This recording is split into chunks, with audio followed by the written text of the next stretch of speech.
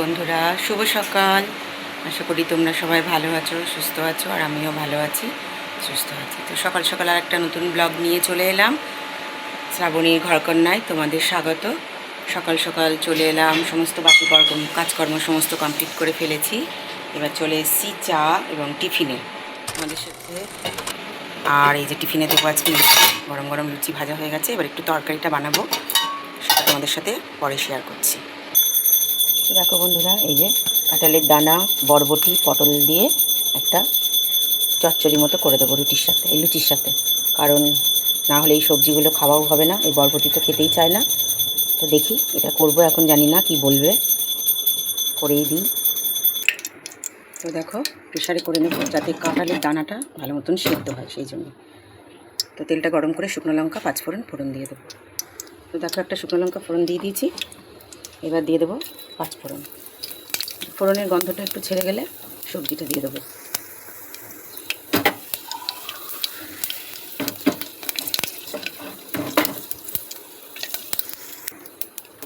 দেখো, পাঁচফোড়নটা ভাজা ভাজা হয়ে গেছে।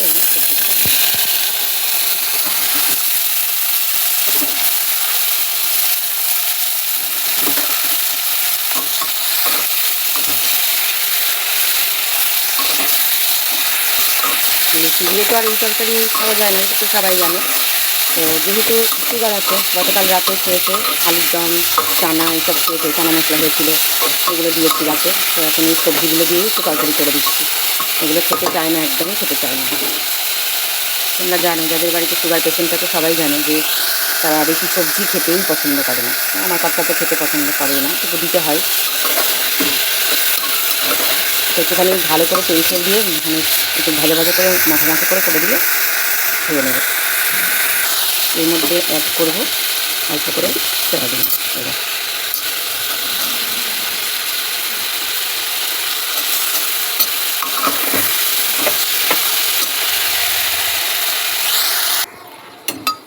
একটু ভাজা ভাজা করে নিলাম। এবার দিয়ে দেবো সমস্ত গুঁড়ো মশলা, যেমন হলুদ গুঁড়ো, একটু লঙ্কার গুঁড়ো, দিয়ে দিলাম ধনের গুঁড়ো, দিয়ে দিলাম জিরের গুঁড়ো, আর দেবো স্বাদ মতো লবণ। এবার ভালো করে কষিয়ে নেব, তাতে সামান্য একটুখানি জল দিয়ে দুটো সিটি দিয়ে নেব।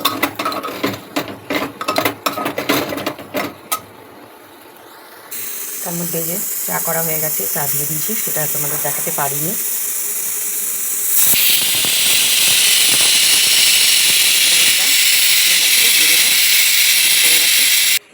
এই যে লুচিটা দিয়ে দিয়েছি, এবার তরকারিটা ভরে দেবো, তারপরে আমি বসে একটু চা খাবো।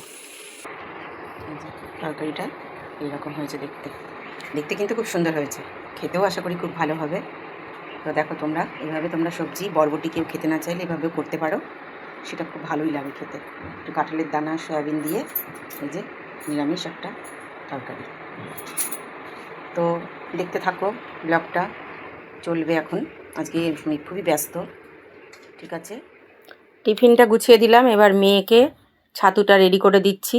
ও একটু ছাতু খেতেই পছন্দ করে। সকালবেলা ছাতুর মধ্যে একটু শসা কুড়িয়ে দিলাম, আর একটু লঙ্কা কুচিয়ে, বিট লবণ, গোলমরিচ গুঁড়ো দিয়ে ওকে একটু ছাতু রেডি করে দিলাম। ও ছাতুটা ভালো খায়, ওই জন্যে ও পছন্দ করে বলে ওকে এটাই দিই। আর অন্যান্য খাবার সকালে ও খেতেও চায় না। তো এটা রেডি করে দিলে আমারও একটু সুবিধা হয়, হয়ে যায় শর্টে।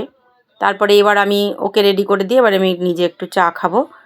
আমার জন্যও চা রেডি করেছি।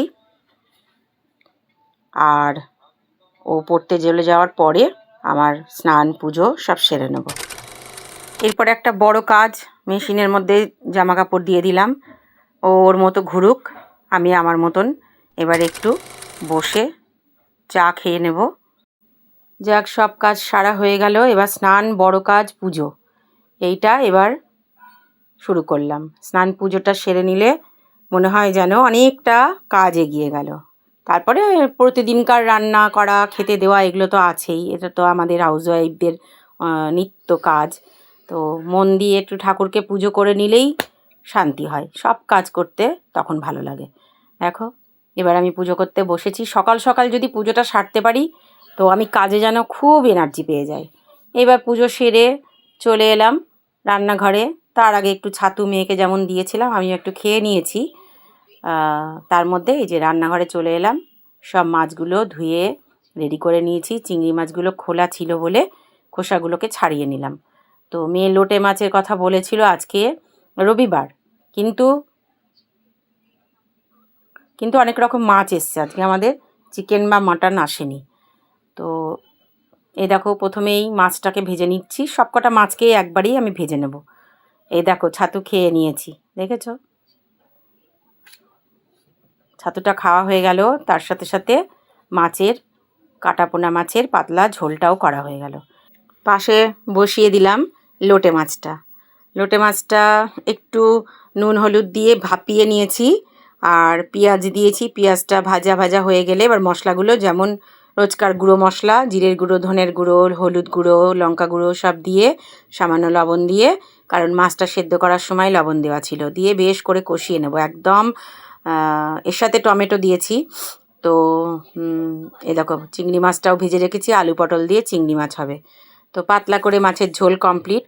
এই যে কাটাপোনা মাছের ঝোল কালো জিরে কাঁচা লঙ্কা দিয়ে করা হয়ে গেল। এবার হচ্ছে লোটে মাছটা, আর ওদিকে বাটা মাছ এনেছে, ওটা ভেজে রেখেছি, আর আলু পটল দিয়ে চিংড়ি মাছ হবে। তো সেটা রেডি করে রাখলাম। আমি শুধু কাটাপোনা মাছটার ঝোলটা করলাম আর লোটে মাছটা করব। তারপরে আমার যা এসে পটল চিংড়িটা করবে আর বাটা মাছটা ঝাল করবে। তো আমি এইটা করে দিচ্ছি। একটু রসুন দিলাম এর মধ্যে, টমেটো দিলাম, রসুনটাকে থেতো করে দিয়ে দিয়েছি। এবার এটা একটু ঝাল ঝাল করে করব, লোটে মাছের ঝুরঝুরে। তো দেখো মশলাটা প্রায় কষা হয়েই গেছে।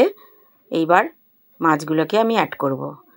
তো রান্না বান্না কমপ্লিট করলাম, করে এবার আমার ছিল যাওয়ার, সহস্রতারার একটা অনুষ্ঠান আছে, মানে একজন তার মায়ের মৃত্যুবার্ষিকী, বাবার মৃত্যুবার্ষিকী পালন করছেন আমাদের সহস্রতারার মাধ্যম হয়ে স্টেশনের যে ভবঘুরে বাবা মায়েরা, তাদের সাথে।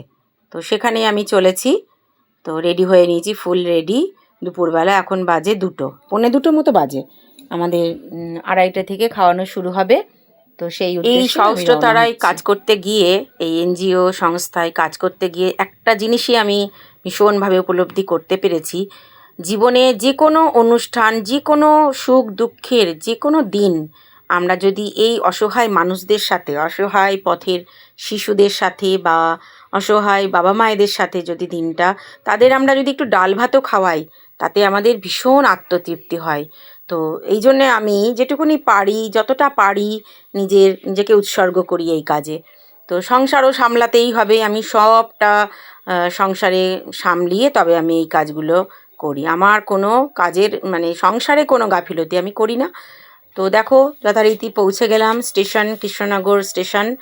তো সেখানে গিয়ে আমি উপস্থিত হয়েছি। এবার ওনাদের সাথে একটু কথা টথা বলছি, আর প্রচণ্ড রোদ বলে আমি টোটোর মধ্যে বসে আছি। ওখানে একটা ফাঁকা টোটো ছিল, সেখানেই বসে আছি, বসে বসে কথা বলছি, ভিডিও করছি। যাই হোক, আর ওনাদের সাথে ভবঘুরে বাবা মায়েদের সাথেও একটু কথা বলছি। এর মধ্যে আমাদের যে বন্ধু, তার বাড়ি থেকে সে রান্নাটা করে নিয়ে আসবে। সে বলল সে রাস্তায় বেরিয়েই পড়েছে, একটু জ্যামে আটকে গেছে, তো আমি ওর জন্যই অপেক্ষা করছি। তো আজকের ব্লগটা এই পর্যন্তই। কেমন লাগলো কমেন্ট করে জানিও বন্ধু।